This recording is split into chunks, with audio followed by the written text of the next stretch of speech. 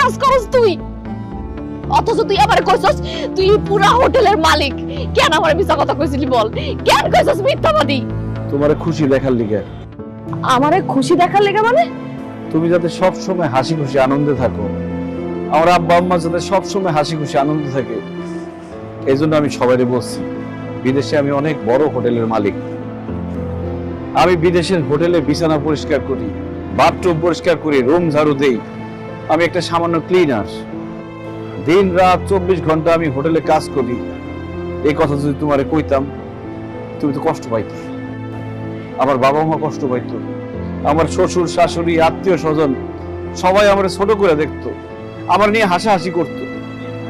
সবাই বলতো কি, দেখ মোকলেস বিদেশে গিয়ে বাথরুম পরিষ্কার করে।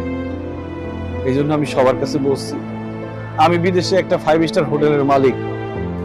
এই কথা শুই না যাতে তোমরা খুশি থাকো, নিশ্চিত থাকো যে আমি বিদেশে ভালো আছি। শুধু আমি না শেফালি, বিদেশের অনেক প্রবাসী আছে, তারা দেশের মানুষের কাছে লজ্জায় কইতে পারে না তারা বিদেশে কি কাজ করে। কারণ কইলেই তো মানুষ তাদেরকে লজ্জা দিব, শরম দিব। আমরা প্রবাসীরা বিদেশে থাইকা দেশের বাবা মা আত্মীয় স্বজন সন্তান বউ সবার মুখে হাসি ফুরানোর জন্য যে কি পরিমাণ কষ্ট করি, সেই কষ্ট যদি তারা একদিন দেখতো তারা কইতো আমাদের বিদেশি টাকার দরকার নাই বাবা, তুই দেশে চলে আয়। এই জন্য আমরা প্রবাসীরা বিদেশে থেকে কি কাজ করি, কত টাকা ইনকাম করি, কতটা কষ্ট করি, দেশের কাউরে জানতে দিতে চাই না। শত কষ্ট বুকে চাপা দিয়া দেশ থেকে কেউ ফোন করলে বলি ভালো আছি, সুখে আছি।